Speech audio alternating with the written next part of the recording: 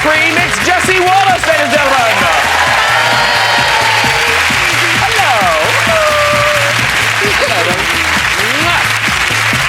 And he was a memorable horn blower. In fact, he's Mr. Fantastic. It's Welsh heartthrob, Young Griffin. Hey. Woo. Hello, sir. Why not sit down? Oh, drinking at work, such a fuss. Outrageous.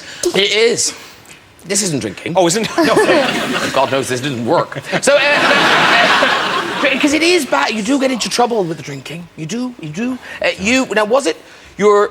Because actually, I have to say, reading about you, you've quite a lot of drinking stories. Yes, absolutely. I mean, being a sort of a Welsh bachelor in London for 12 years before I moved out to LA, absolutely. I was very young, of course, at the time. Of course. I was 21. Well, in fact, I was celebrating my 21st birthday on a pub on the Strand. And at the end of the evening, charging out, as one does with all your boys down the street. At the time, there was that film, Brave... Yeah, I know what you mean. Yeah. But not quite the same way. Not the same way. Yeah. And at the time, there was that film Braveheart out in the cinemas, and I'd seen it. And I noticed this broom sticking out of a bin. I think one of the street sweepers had left it in the bin. So I decided to grab the broom and went charging down the Strand with this broom in hand, shouting, "Freedom!" Got to this lamp post, Yes. swung the broom at the lamp post. You were drunk, weren't you? I was very, really very drunk. Hit the lamp post, and the broom head swung back, came over my shoulder, and smashed the window of the Royal Bank of Scotland.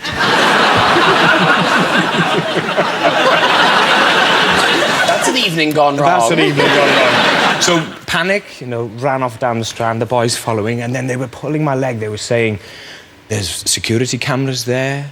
Your fingerprints are on the broom, so you better go back there." So off I went back, charging down the Strand, picked up the broom, didn't know where to throw it. Thought, I know, I'll throw it in the Thames. So I ran onto Waterloo Bridge and threw it into the Thames. And they never caught you. They never caught. But I got into the cab. We managed to flag a cab, got into the cab, and the boys were ribbing me so badly I started to cry.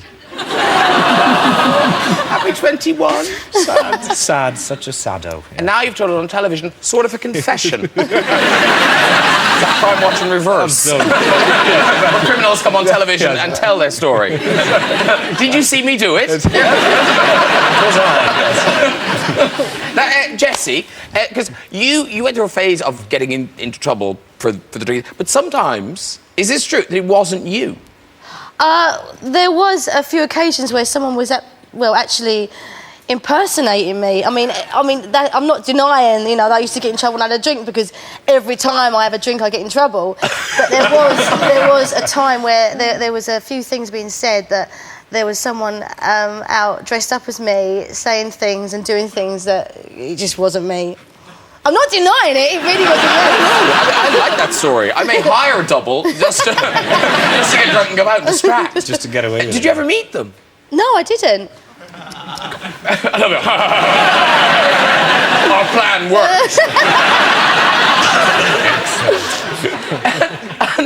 Talking of doubles, is it you've been mistaken for somebody? Was this recently you were mistaken for somebody? Was I? Yes. Apparently. Who?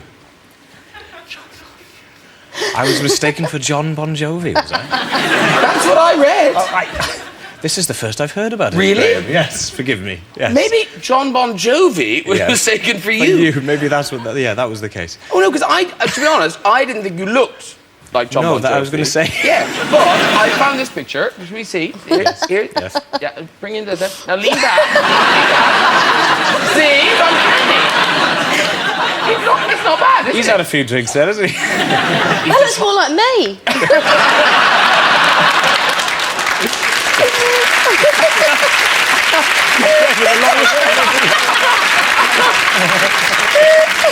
Brilliant. I had a few hairs on your chest. You there? Bosom is a fabulous. fabulous. Oh, yeah. No, it's marvellous. Is that you. what's going on in there? It's a basque. It's all pushed up. It's fantastic. Look at him. Thank you. I can't see these bloody things. I'm so close yet so far away. There you go, darling.